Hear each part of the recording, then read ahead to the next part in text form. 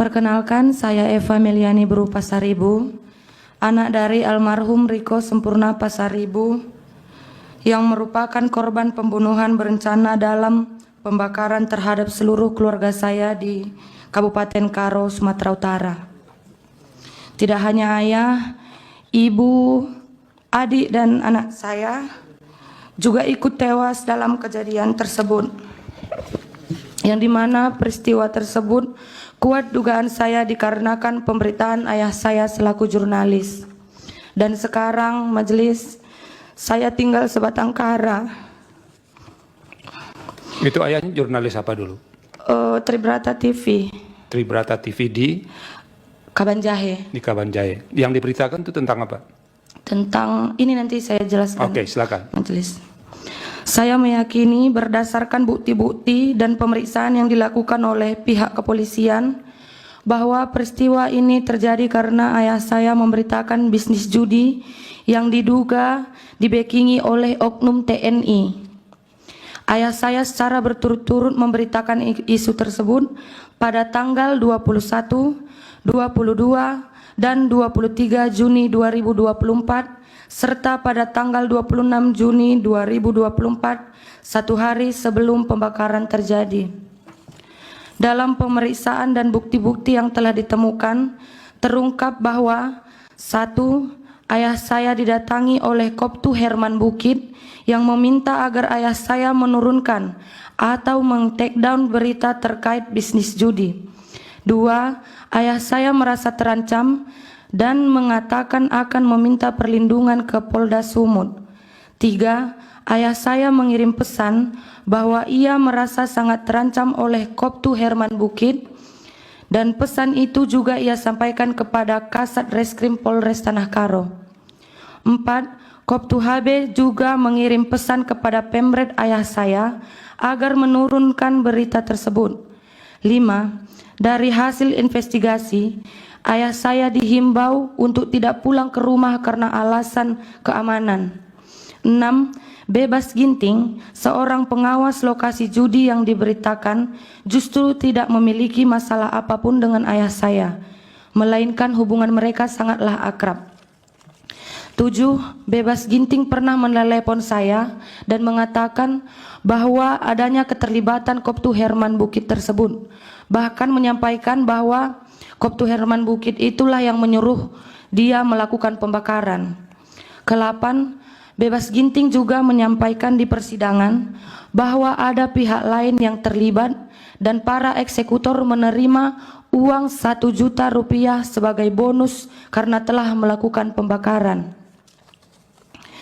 Mengetahui semua dugaan keterlibatan Koptu Herman Bukit dalam peristiwa ini, kami pun membuat laporan di Puspom Angkatan Darat Jakarta. Begitupun kami masih disuruh membuat laporan lagi di Medan. Kami mengikuti semua prosedur, tetapi berjalannya waktu, pihak Pomdam 1 Bukit Barisan tidak memberikan hasil pemeriksaan mereka. Setiap kami follow up ke sana, kami selalu dibola-bola dan penyidiknya sampai ganti-ganti, sehingga memperlambat berjalannya kasus ini. Kami juga sudah advokasi di nasional, mendatangi Puspom Angkatan Darat di Jakarta, dan Wadansat Idik Puspom Angkatan Darat menyampaikan kepada kami kalau akan segera ditetapkan tersangka. Tetapi ketika kami kembali ke Medan, kami kembali dihadapkan kepada proses yang tidak jelas dan tidak transparan dari Pomdam 1 Bukit Barisan. Yang mulia Majelis Hakim, perbedaan perlakuan antara pelaku sipil dan pelaku dari unsur militer sangat terlihat dari awal penanganan perkara. Para pelaku sipil ditangkap cepat, ditahan, diperiksa secara terbuka, dan proses persidangan berjalan dengan akses publik penuh. Sebaliknya, proses terhadap Koptu Herman Bukit tersebut berlangsung tertutup, minim informasi, dan tidak melibatkan mekanisme pengawasan yang memungkinkan keluarga korban atau masyarakat sipil melakukan pemantauan. Keadaan ini menimbulkan kekhawatiran mendalam sekaligus luka hukum bagi saya sebagai korban, karena menunjukkan bahwa ketika seorang pelaku berasal dari institusi militer, proses hukum seolah berada di luar jangkauan kontrol publik. Berbeda dengan jika pelakunya seorang warga sipil.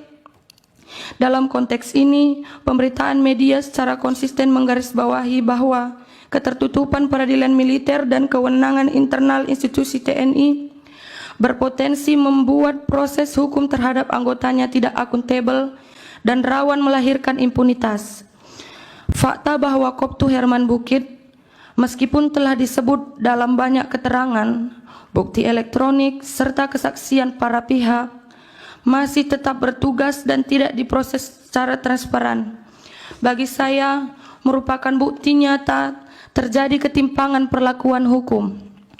Ketimpangan ini tidak hanya merugikan keluarga korban, tetapi juga merusak kepercayaan publik terhadap sistem peradilan dan upaya negara dalam melindungi kebebasan pers. Yang mulia Majelis Hakim, izinkan saya menutup keterangan ini dengan satu hal yang terus teringat dalam benak saya. Bagaimana ayah saya, seorang wartawan, berani mengungkap bisnis judi yang dibekingi oleh oknum TNI. Maka di persidangan ini saya pun berusaha berani meski rasa takut selalu menghantui. Betapa mendatangkan trauma bagi saya bahwa dengan bukti keterlibatan sebesar apapun, Koptu Herman Bukit masih bebas dan menjalankan tugasnya, digaji oleh negara, sementara para eksekutor lainnya sudah dijatuhi hukuman pidana seumur hidup. Saya memohon kepada Yang Mulia agar keadilan tidak padam seperti api yang telah merenggut nyawa keluarga saya. Saya memohon agar tidak ada lagi wartawan seperti ayah saya yang dibungkam, sementara aktor intelektual masih bebas karena berseragam.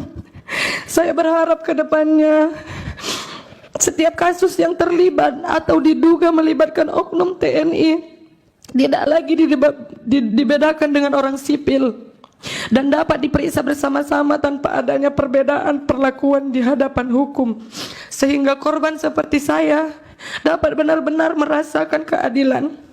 Karena ini adalah harapan terakhir saya, Yang Mulia. Saya sangat-sangat bermohon kepada Yang Mulia Majelis Hakim sekalian agar dapat mempertimbangkan permohonan saya, anak sebatang kara ini, dalam mencari keadilan di dunia yang hanya sementara ini. Demikian keterangan saya, sekian dan terima kasih Yang Mulia.